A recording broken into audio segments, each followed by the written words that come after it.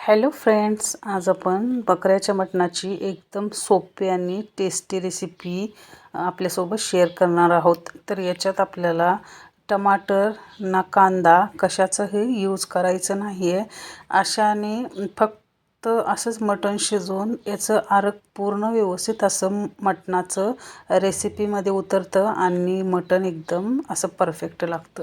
तर इथं आता मी साईडला ठेवलेलं आहे आणि मिक्सीचा जार घेतलेला आहे. तर त्याच्यात आपल्याला 2 गड्डे असं लसूण ॲड करायचं आहे आणि त्यानंतर अद्रक आणि स्वच्छ अशी धुवून हिरवी कोथिंबीर त्याचं पेस्ट आपल्याला करून घ्यायचं आहे. तर हे बघा, या पद्धतीने पेस्ट करून घेतलेलं आहे. आता इथं मी कुकर घेतलेला आहे आणि मटण मी स्वच्छ असं धुवून त्याच्यातलं सगळं पाणी व्यवस्थित काढून हे आपल्याला कुकरमध्ये ॲड करायचं आहे. आणि त्याच्यात आपण जे पेस्ट केलं होतं ते त्याच्यात मी याच्यात हिशोबाने ॲड करत आहे. तर अर्धच पेस्ट मी ॲड करत आहे. तर हे बघा फ्रेंड्स, अर्ध पेस्ट मी ॲड केलेलं आहे आणि त्यानंतर आपल्याला 1 चमचा हळदी पावडर ॲड करायची आहे. त्यानंतर मीठ परफेक्ट असं मी ॲड केलेलं आहे. इथं छोटे 2 चमचे मी मीठ ॲड केलेलं आहे आणि व्यवस्थित याला आपल्याला मिक्स करून घ्यायचं आहे. तर हे आपलं परफेक्ट असं मिक्स करून झालेलं आहे. तर आता याला गॅसवर ॲड करायचं आहे आणि याच्यात पाणीही काहीही आत्ताच ॲड करायचं नाही. तर हे बघा फ्रेंड्स, गॅस चालू केलेला आहे आणि त्याच्यावर कुकरवर आपल्याला एक प्लेट ठेवून त्याच्यावर गरम पाणी आपल्याला ठेवायचं आहे. आता हे आपल्याला याच्यामुळं ठेवायचं आहे की मटण जे आहे ते आपल्या स्वतःच्या अंगाच्या पाण्याने शिजेपर्यंत वेट करायचं आहे आणि प्लेटमधलं पाणी गरम झाल्यानंतर आपल्याला मटणात ॲड करायचं आहे. तर फ्रेंड्स, गरम पाणी ॲड केल्याने रेसिपीला खूप छान चव येते आणि थंड पाणी ॲड केल्यानंतर रेसिपीची पूर्ण चव जाते. त्यामुळे गरम पाणी करूनच तुम्ही कधी पण रेसिपी ॲड करा. तर हे आपलं एकदा व्यवस्थित असं मिक्स केलेलं आहे आणि कुकर लावून आपल्याला याच्या शिट्ट्या काढून घ्यायच्या आहेत. तर आपल्या शिट्ट्या होईपर्यंत आपण इथं खोबऱ्याचं वाटण करून घेऊया. तर इथं मी अर्धी वाटी खोबरं घेतलेलं आहे आणि खोबरं आपल्याला लालसर असं भाजून घ्यायचं आहे. तर फ्रेंड्स, लालसर असं खोबरं भाजून वाटण केल्याने एकदम टेस्टी अशी रेसिपी होते आणि चव पण खूप छान येते. खोबरं कधी पण तुम्ही भाजूनच ॲड करा.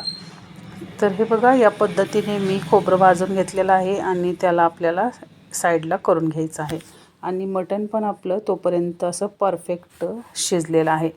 तर तुम्ही बघू शकता, फायनली आपलं मटण एकदम मऊसूत असं कापसासारखं शिजलेलं आहे. तर तुम्ही बघू शकता किती छान असं मटण शिजलेलं आहे. तर चला रेसिपीकडे. आता मी इथं गॅसवर पातेलं ॲड केलेलं आहे आणि 5 ते 6 माप मी तेल ॲड केलेलं आहे. तर तुमच्या हिशोबाने तेल ॲड करू शकता. त्यानंतर आपण जे वाटण केलं होतं खोबऱ्याचं ते आपल्याला ॲड करायचं आहे आणि याला लाल होईपर्यंत असं परतून घ्यायचं आहे. आता हे लाल होईपर्यंत असं परतून झालेलं आहे. तर तुम्ही बघू शकता या पद्धतीने झालेलं आहे. तर त्याच्यात आपल्याला मिरची मसाला ॲड करायचा आहे. तर फ्रेंड्स, लाल मिरचीपेक्षा काळी मिरची मसाल्याची हीच मटणाची रेसिपी एकदम परफेक्ट लागते. मटणाची तुम्ही एकदा नक्की ट्राय करा आणि त्याच्यात सूप टाकून आपल्याला थोडी वेळ असं खोबरं आणि मिरची व्यवस्थित असं शिजवून घ्यायचं आहे.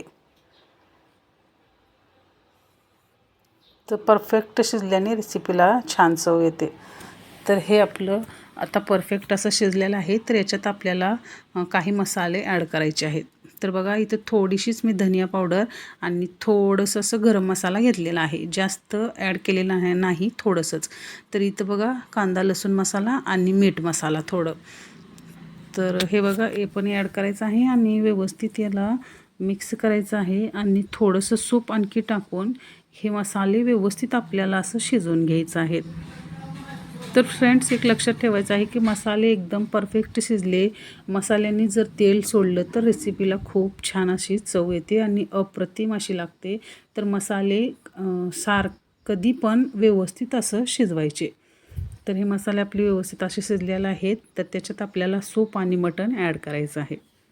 आणि व्यवस्थित याला असं मिक्स आपल्याला करून घ्यायचं आहे. तर फ्रेंड्स, आता आपल्याला याला असे 5 मिनटं मंद आचेवर आपल्याला थोडं शिजू द्यायचं आहे. आपल्याला लगेच याच्यात गरम पाणी ॲड करायचं नाही, कारण की मंद आचेवर व्यवस्थित असं शिजल्याने मिरची मसाले व्यवस्थित असं मटणाला व्यवस्थित असे शिजतील त्याच्यात आणि एकदम टेस्टी अशी रेसिपी लागेल. तर आपल्याला लगेच पाणी ॲड करायचं नाही. याला 5 ते 10 मिनटं असं मंद आचेवर शिजू द्यायचं आहे आणि दुसऱ्या गॅसवर गरम पाणी करायला आपल्याला ठेवायचं आहे.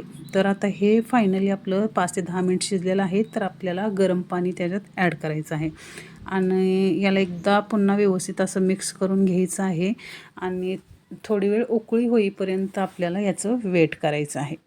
तर थोडंसं इथं मला मीठ कमी वाटत होतं, तर थोडं मीठ मी याच्यात ॲड केलेलं आहे.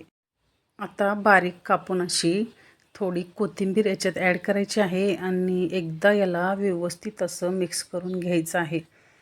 तर हे बघा फ्रेंड्स, फायनली रेसिपीला उकळी आलेली आहे आणि किती छान अशी अप्रतिम रेसिपी आपली बनवून तयार झालेली आहे.